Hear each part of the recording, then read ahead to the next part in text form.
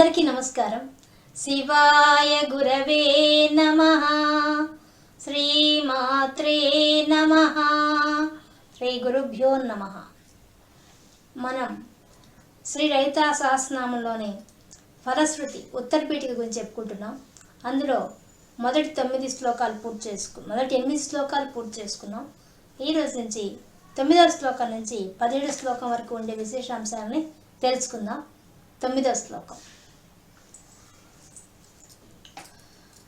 కోటిలింగ ప్రతిష్టాం చ యః కుర్యాద విముక్తకే కురుక్షేత్రే తు యాదజ్జాత్ కోటివారం రవిగ్రహే. ఇంకా చెప్తున్నారు.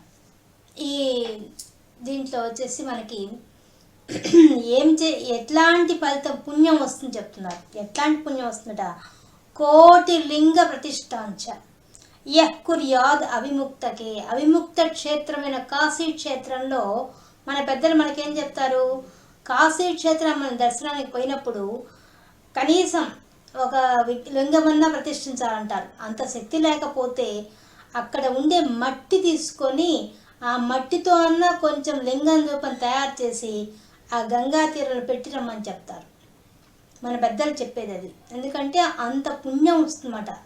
అట్లాంటి ప్రదేశంలో ఆ కాశీ క్షేత్రంలో కోటి లింగాలు ప్రతిష్ఠిస్తే ఎంత పుణ్యం వస్తుందో అంత పుణ్యం ఈ లలితా సహస్రం చదువుకుంటే వస్తుందని తెలియజేస్తున్నారు. ఇంకా కురుక్షేత్రేతు, ధర్మక్షేత్రమైన కురుక్షేత్రంలో కానీ లేదా రవిగ్రహే, సూర్య సంక్రమణం రోజు కానీ సూర్యగ్రహణం రోజు కానీ, ఆ రోజు మనం గ్రహణం రోజు మనకు తెలుసు ఎంతో దానాలు చేస్తే ఎంతో పుణ్యం వస్తుంది. మనం కొద్దిగా చేసినా అధిక ఫలితం వస్తుంది. అట్లాంటిది ఆ రోజు లేదా కురుక్షేత్రంలో కానీ అనేక దానాలు ఎవరైతే చేస్తే ఎంత పుణ్యం వస్తుందో ఆ పుణ్యం అంతా కూడా ఒక్క లలితా సహస్రం చదివితే వస్తుందని మనకు తెలియజేస్తున్నారు. ఇది 9వ శ్లోకం అనేది. ఇంకా 10వ శ్లోకం.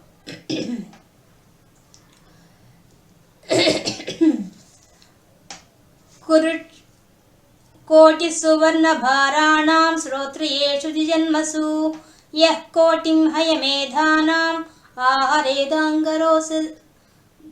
గంగారోదసి. ఇంకా ఏం చెప్తున్నారు? కోటి సువర్ణ భారాణం, కోటి బారుల బంగారాన్ని శ్రోత్రియేషు ద్విజన్మసు, వేద విద్య అభ్యసించినటువంటి బ్రాహ్మణులకు, ద్విజన్మసు అంటే బ్రాహ్మణులు, ఆ బ్రాహ్మణులకు కానీ దానం చేస్తే, అటువంటి వాళ్ళకి దానం చేస్తే ఎంత ఫలితం వస్తుందో అది కూడా ఏం చేస్తుంది? కోటి బారుల బంగారాన్ని దానం చేయాలట. చేస్తే ఎంత పుణ్యం వస్తుందో. ఇంకా గంగానది ఒడ్డున కోటి అశ్వమేధ యాగాలు చేస్తే ఎంత పుణ్యం వస్తుందో. ఈ కలియుగంలో అశ్వమేధ యాగం చేసేదానికి చేయకూడదని చేయకూడదని మన శాస్త్రాలు చెప్తున్నాయి. అట్లాంటిది కోటి అశ్వమేధ యాగాలు కానీ గంగానది తీరంలో, గంగానదే పవిత్రమైంది, ఆ ఒడ్డున కానీ చేస్తే ఎంత పుణ్యం వస్తుందో అంత పుణ్యం ఒక్క లలితా సహస్రం సైతం వస్తుందట. ఏం చెప్తున్నారు? ఇంకా 11వ శ్లోకం. ఆచరేత్ కూపకోటిర్కో నిర్జలే మరుభూతలే దుర్భిక్షేయ ప్రతిదినం కోటి బ్రాహ్మణ భోజనం. ఇది ఇంకా అద్భుతమైన విషయం.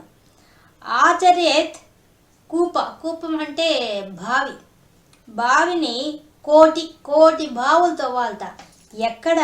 నిర్జలే, జలము లేని దగ్గర, అక్కడెక్కడ నీళ్ళనేవి అసలు లేకుండా అవస్థపడి ఆ జనుల దగ్గర ఆ ప్రదేశాల్లో పోయి కోటి బావులు తవ్వితే ఎంత పుణ్యం వస్తుందో. మరియు మరుభూతలే, చవిటి నేలల్లో నీళ్ళు అసలు పడవు, అలాంటి ప్రదేశాల్లో కూడా కోటి బావులు తవ్వితే ఎంత ఫలితం వస్తుందో, ఎంత పుణ్యం వస్తుందో. ఏం చెప్తున్నారు? దుర్భిక్షే యః ప్రతిదినం కోటి బ్రాహ్మణ భోజనం. దుర్భిక్షం అంటే కరువు వస్తే మన ఇంట్లో వాళ్ళకే భోజనం దొరకదు, మన కడిపే నిండదు. కానీ అక్కడేం చెప్తున్నారు? ప్రతిరోజు కూడా కోటి బ్రాహ్మణ భోజనం, కోటి మందికి బ్రాహ్మణులకు భోజనం పెడితే ఎంత పుణ్యం వస్తుందో. అంటే కరువు ప్రాంతాలకు వెళ్ళి మనం భోజనం పెడితే మహాపుణ్యమే అది, మనకే ఉండదు అప్పుడు. కానీ అలాంటి ప్రదేశానికి వెళ్ళి కానీ మనం భోజనం పెడితే మనకే పుణ్యం. అలాంటిది ఏదో ఒక రోజు 2 రోజులు అంటే పెట్టగలం, కానీ ఒకరికి ఇద్దరికి పెట్టడం చాలా కష్టం.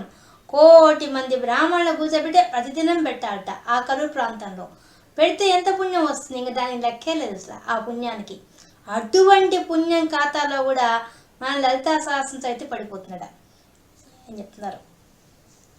ఇంకా 12వ శ్లోకం. 12 శ్రద్ధయా పరయా కుర్యాత్ సహస్రం పరివత్సరాన్ తత్పుణ్యం కోటి గుణితం భవేత్ పుణ్యమనుత్తమం. ఎంత శ్రేష్టమైందయ్యా ఈ లలితా సహస్రనామం అంటే, శ్రద్ధయా పరయా, శ్రద్ధగా చదవాలట, కుర్యాత్ చేయాలి, సహస్రం పరివత్సరాన్, అనేక వేల సంవత్సరాలు కానీ ఇలాగే చదువుతూ పోతూ ఉంటే, మనం సంవత్సరం అంతా చదువుతూ ఉన్నా లేదా కొన్ని వేల పర్యాయాలు చదువుతూ ఉంటే తత్పుణ్యం, ఆ పుణ్యం ఏమైపోతుంది, కోటి గుణితం. మనం కొద్ది పుణ్యం ఉన్నా కూడా, కొద్ది పుణ్యం మనం చేస్తున్నా అది కోటి రెట్లుగా మారిపోతుందట. భవేత్ పుణ్యం అనుత్తమం, శ్రేష్టమైన పుణ్యంగా మారిపోతుందట. కాబట్టి మనం కొద్ది పుణ్యం చేసినా కూడా ఇది చదవడం వల్ల, లలితా సహస్రం చదవడం వల్ల అది కోటి గుణితంగా లెక్కించబడుతుందయ్యా అని చెప్తున్నారు. ఇంకా 13వ శ్లోకం. రహస్య నామ సాహస్రే నామ్నోపేకస్య కీర్తనాత్ రహస్య నామ సాహస్రే నామైకమపి యః పఠేత్. ఇప్పుడు మొదటి వాక్యం అంతా ఒక్కసారి లలితా సహస్రం చదివినా కూడా అన్ని పుణ్యాలు, ఎన్ని పుణ్యాలు, కోటి లింగాలు ప్రతిష్ఠ చేసిందని చెప్పుకుంటూ వచ్చారు కదా, అవన్నీ ఒక్కసారి చదివితేనే ఫలితం వస్తుందని చెప్తున్నారు. మరి ఇంకా గొప్పగా చెప్తున్నారు, నామైకమపి, ఒక్క నామమే, ఒక్క నామాన్నే అనేక సార్లు జపం చేస్తే, ఆ ఒక్క నామాన్ని పట్టుకొని కూడా మనం పఠిస్తుంటే దానివల్ల వచ్చే ఫలితాలు ఏమున్నాయో కూడా ఇంకా వివరిస్తూ వస్తున్నారు. 14వ శ్లోకం.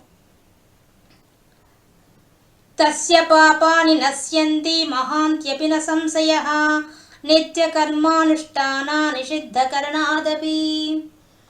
ఇంకా ఏం చెప్తున్నారు, తస్య పాపాని నశ్యంతి, మనం ఎన్ని పాపాలు చేసి ఉంటామో అవన్నీ నశించిపోతాయట. ఎప్పుడు ఒక్క నామం చదివినా, ఒక్కసారి లలితా సహస్రం చదివినా వచ్చే ఫలితాలు చెప్తున్నారు. మహాంత్యపి న సంశయ, ఇందులో సంశయం ఏమీ లేదు, సందేహం ఏమీ లేదు, ఖచ్చితంగా ఆ పాపాలను తొలగించబడతాయట. అది మహాంత్యపి, చాలా చెయ్యకూడని యొక్క పాపం చేసినా కూడా అది కూడా తొలగించబడుతుందట. ఇంకా అసలైంది నిత్య కర్మానుష్ఠాన, మనకు ధర్మశాస్త్రాల్లో కానీ మనకు ఉండే పురాణాలు వాటన్నిటిలో మనం ఎలా జీవన విధానం ఉండాలో మనకు ముందే నిర్దేశించారు ఋషులు.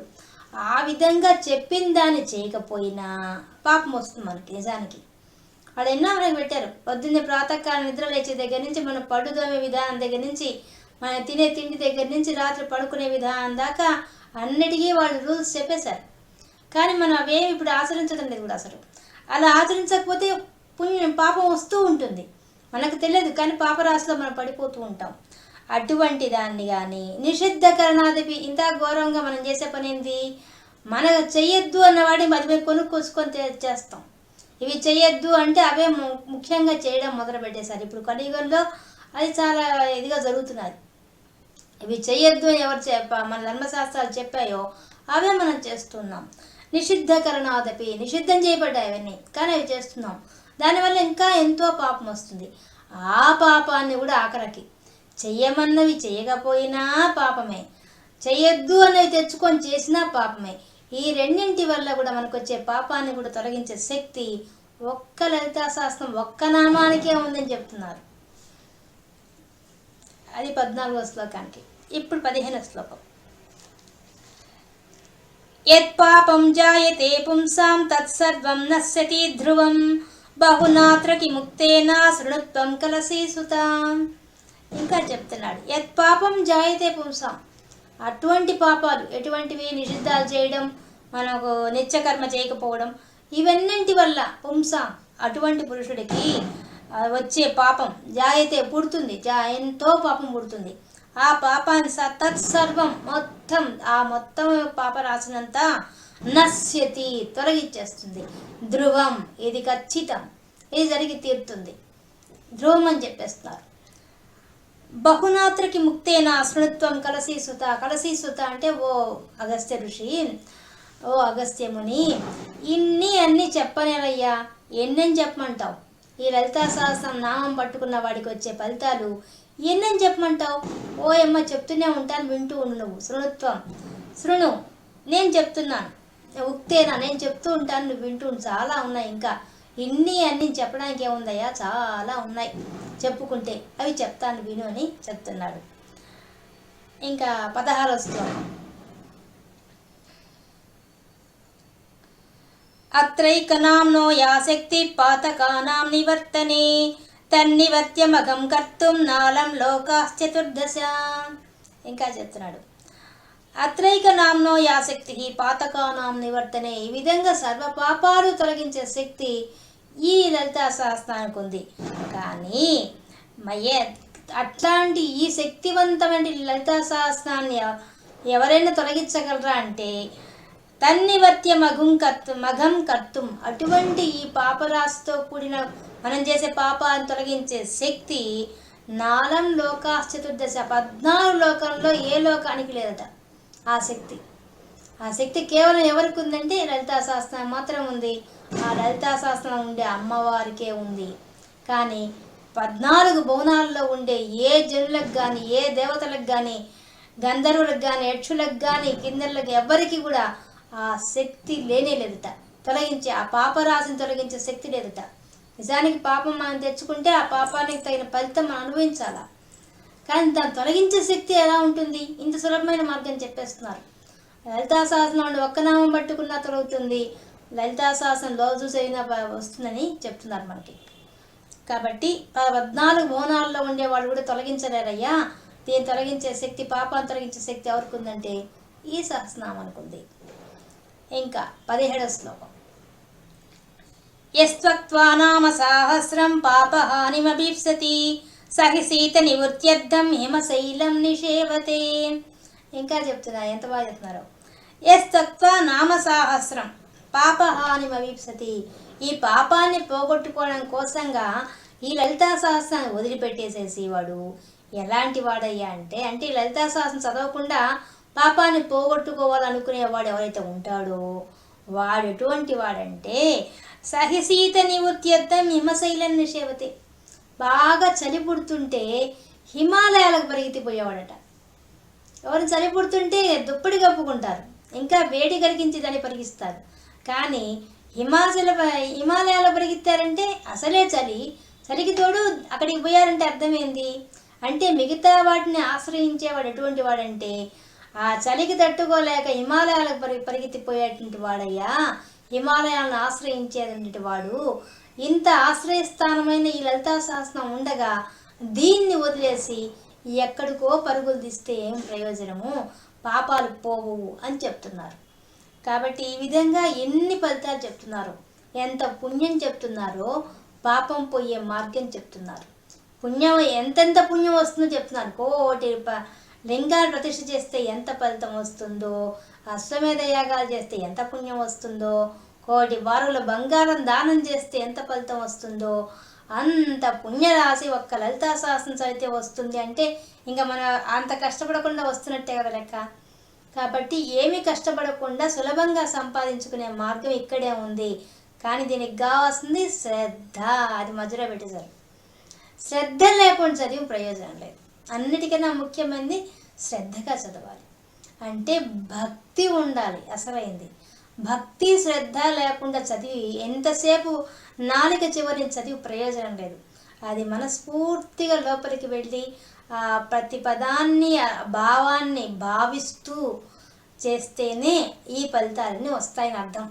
అంతేగాని ఒకసారి చదివితే ఒక నామం చదివితే వస్తాయని కదా అర్థం. అక్కడ ఎంత చదివినా దాంట్లో భావయుక్తంగా చదువుకోవడం, ఆ ఆనంద అనుభూతి చెందాలి. ఆ అనుభూతి లేకుండా మన ఎదురుగా అమ్మవారు కూర్చోముందని భావించి ఒళ్ళు దగ్గర పెట్టుకొని చదవాలి.